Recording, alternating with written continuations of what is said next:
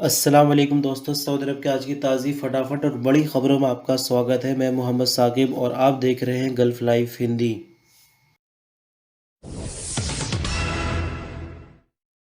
तो आज के इस न्यूज़ बुलेटिन की शुरुआत में सबसे पहले फ़्लाइट के बारे में बात करेंगे, लेकिन उससे पहले आपसे छोटी सी रिक्वेस्ट ये है कि आपसे कुछ कहना है तो कमेंट में फर्स्ट कमेंट जो है पिन कमेंट, उसमें मैंने कुछ लिखा है, आप ज़रूर पढ़ लीजिए।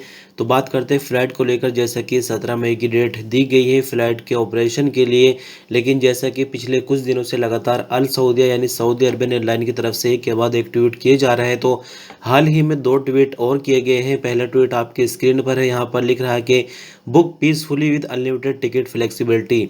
यानी इसके नीचे जो लिंक दिखाई दे रहा है, जब हमने लिंक पर क्लिक किया और ज़्यादा जानकारी लेने की कोशिश की तो वहाँ पर ये पता चला कि जिन लोगों ने पहले से टिकट बुक कर रखे हैं और फ्लाइट बंद हो गई है तो उनको मौका दिया जा रहा है कि वो दोबारा से टिकट की नई डेट ले सकते हैं और टिकट का डिफरेंस भी उनको नहीं देना होगा। यानी अगर उन दिनों टिकट सस्ता था और अभी प्रेजेंट में टिकट महंगा है तो कोई ऐसी बात नहीं है, टिकट का डिफरेंस नहीं देना होगा। साथ ही आपको बता दें कि जो लोग नया टिकट बुक करेंगे उनके लिए छूट ये दी गई है कि वो टिकट की डेट चेंज करा सकते हैं, इसके लिए कोई फीस वगैरह नहीं देनी पड़ेगी। तो इस तरह की अभी सुविधाएं जो है यानी छूट दी जा रही है अल सऊदिया की तरफ से।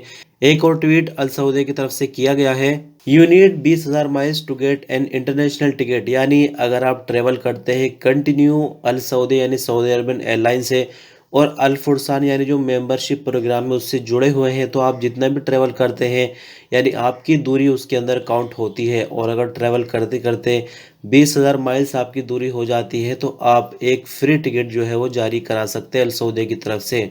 तो इस तरह के ट्वीट्स किए गए हैं, इससे अंदाज़ा ये लग रहा है कि फ्लाइट का ऑपरेशन पूरी तरह से इंशाल्लाह 17 मई से शुरू हो ही जाएगा, क्योंकि इसके अपोजिट में हमें नेगेटिव खबरें फ्लाइट के हवाले से देखने को नहीं मिल रही। दूसरी बात, किन कंट्रीज के लिए फ्लाइट का ऑपरेशन शुरू होगा, तो आपकी जानकारी के लिए बता दूं कि खुलकर अभी इस बारे में कोई जानकारी नहीं मिली है, लेकिन सिर्फ ये बताया जा रहा है कि जहां पर कोरोना ज़्यादा फैला हुआ है वहां फ्लाइट का ऑपरेशन शुरू नहीं होगा। तो ऐसे में ये तो साफ जाहिर हो जाता है कि इंडिया के लिए फ़्लाइट शायद ना खुले, क्योंकि इंडिया में कोरोना इस वक्त ज़्यादा फैला हुआ है। ऑलरेडी सऊदी ने ऑक्सीजन भेजी है, कुछ दिन पहले मैंने आपको बताया था, लेकिन हो सकता है कि वाया होकर जो बंदे आते हैं इंडिया से, उसके लिए कुछ ज़्यादा ऑप्शन खुल जाए हमारे लिए। तो देखते हैं क्या होता है 17 मई तक, फिलहाल इंतज़ार के अलावा और कुछ नहीं है। सऊदी अरब की क्राउन प्रिंस मोहम्मद बिन सलमान के इंटरव्यू के बाद अरामको के शेयर्स की वैल्यू में एकदम से बढ़ोतरी देखने में आई है। तासे ये ग्राफ 2.57% से ऊपर चला गया है। बुधवार को शेयर्स के लेन देन में 264 पॉइंट की बढ़ोतरी हुई है। क्राउन प्रिंस मोहम्मद बिन सलमान ने इंटरव्यू में सऊदी अरब की इकोनॉमी मार्केट में पब्लिक इन्वेस्टमेंट फंड की कंपनियों की स्कीमों और अजनबी इन्वेस्टर्स के लिए सऊदी अरामको के 1% शेयर सेल करने की बात कही थी। अल अरबिया नेट के मुताबिक तासी ने बुधवार को 10,531.2 पॉइंट्स पर ग्राफ बंद किया। ये अक्टूबर 2014 के बाद से शेयर्स का सबसे ऊंचा स्तर है। तदावुल के जरिए 457.39 मिलियन शेयर्स का 13.19 अरब रियाल में लेन देन रिकॉर्ड किया गया है। सऊदी अरामको के शेयर्स की कीमत में 1.13% की बढ़ोतरी हुई है।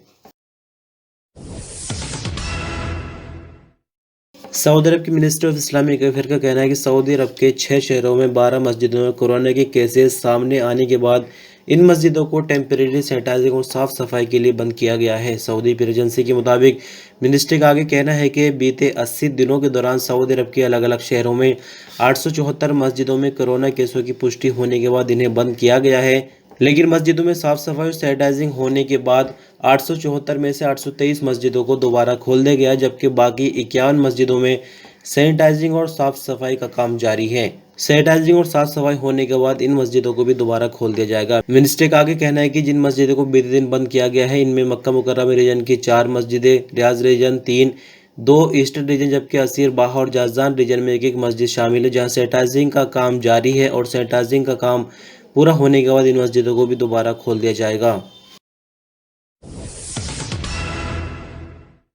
सऊदी अरब के शहर मक्का मुकर्रमा में होने वाली तूफानी बारिश से आने वाली सैलाब से 18 साल पहले आने वाले सैलाब की याद ताज़ा हो गई।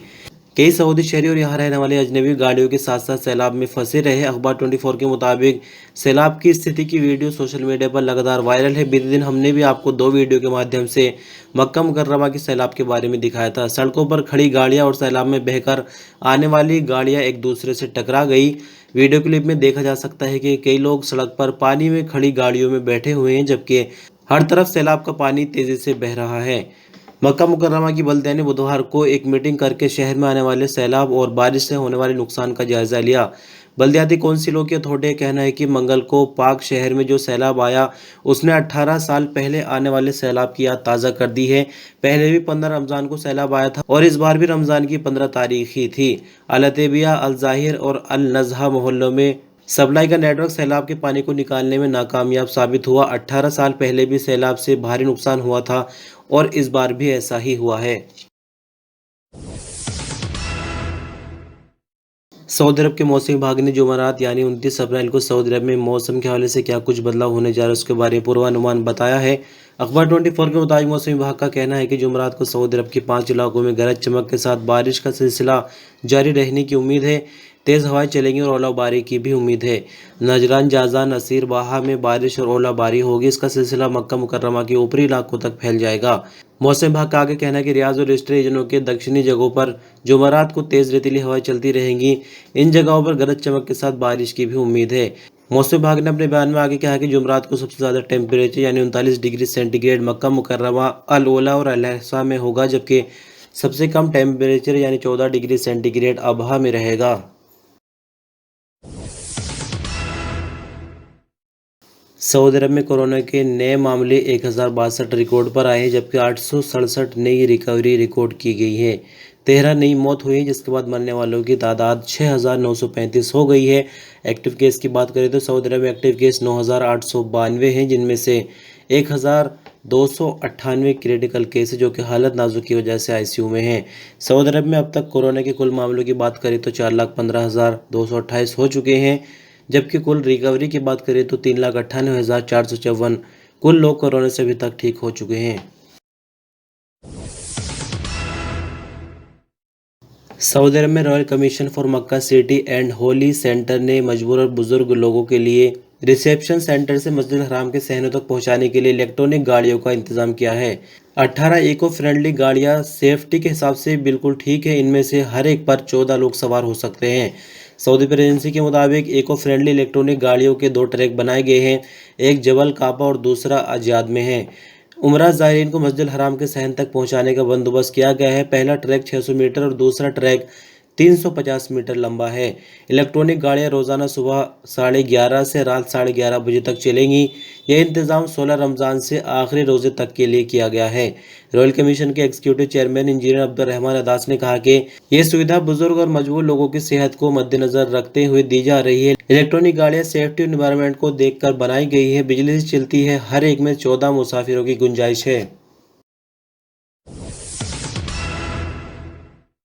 सऊदी स्वास्थ्य विभाग जद्दा ने कोरोना वैक्सीन लेने से इनकार करने पर अपने ही एक एम्प्लॉय को एक्शन लेने वाली कमेटी के हवाले कर दिया है। दरअसल आपको बता दें कि मिनिस्ट्री ऑफ हेल्थ से जुड़े हुए जितने भी स्वास्थ्य कर्मी हैं उन सब के लिए ज़रूरी है कि वो खुद को पहले वैक्सीन लगवाए ताकि कोरोना से वे खुद को सुरक्षित कर ले और लोगों का इलाज करते रहे। लेकिन जो ताज़ा मामला है जिसके बारे में हम बात कर रहे हैं उसमें देखा यह गया कि उस बंदे को किसी भी तरह की कोई प्रॉब्लम नहीं थी कि वैक्सीन लगवाने से उनको कोई नुकसान हो सकता है।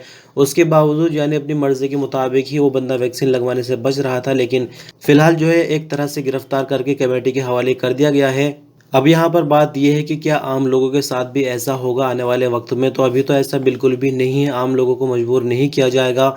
आम लोग अपनी मर्ज़ी के मुताबिक वैक्सीन लगवा सकते हैं फ़िलहाल भी, लेकिन होने ये वाला है कि बहुत सारी जो ज़रूरी चीज़ें होंगी उनको वैक्सीन के साथ जोड़ दिया जाएगा। जैसे कि अभी आपको ट्रैवल करना है उसके लिए वैक्सीन ज़रूरी हो गई है, उम्रा करना है वैक्सीन ज़रूरी हो गई है, इसके बाद आपको बैंक में जाना है पैसे भेजने हैं उसके लिए भी वैक्सीन ज़रूरी कर देंगे। लेकिन अभी तक ऐसा कोई अनाउंसमेंट नहीं है, यानी ज़बरदस्ती आप लोगों को वैक्सीन नहीं लगवाई जाएगी, लेकिन जो आपसे जुड़े हुए काम हैं वहाँ पर वैक्सीन की शर्त ज़रूरी कर देंगे ताकि आप खुद ही वैक्सीन लगवा लें, वरना आपके जो काम है वो रुक जाएंगे।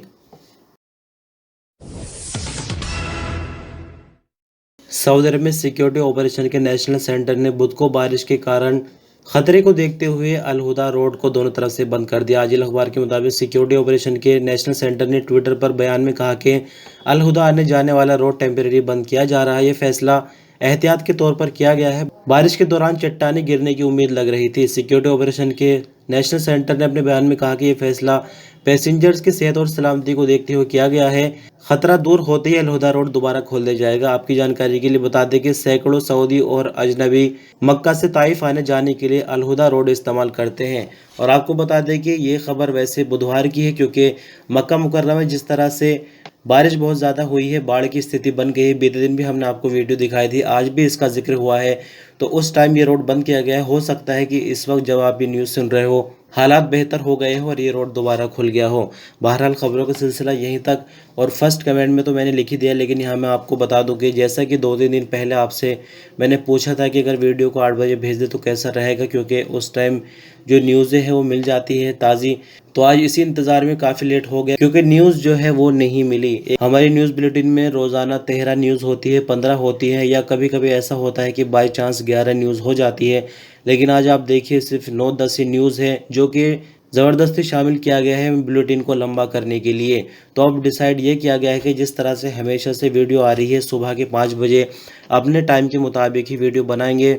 जो भी खबरें उस टाइम तक अवेलेबल होगी उसके मुताबिक वीडियो बनाएंगे। अगर कोई ज़रूरी खबर आती है तो उसको किसी और ज़रिए से आप तक पहुंचा दिया जाएगा, क्योंकि टाइम आगे पीछे करने से रूटीन ख़राब हो जाता है। और जो देखने वाले व्यूवर्स हैं रेगुलर, उनके लिए भी ज़रूरी है कि टाइम से वीडियो उनके पास पहुंचे और वो थोड़ा टाइम निकाल कर देख सके। बहरहाल बहुत बहुत शुक्रिया। इंशाल्लाह कल से सुबह 5 बजे वीडियो मिलेगी आपको। आज तो जो हुआ सो हुआ। आप वीडियो पर अंत तक बने रहे, बहुत बहुत शुक्रिया। अल्लाह हाफिज़।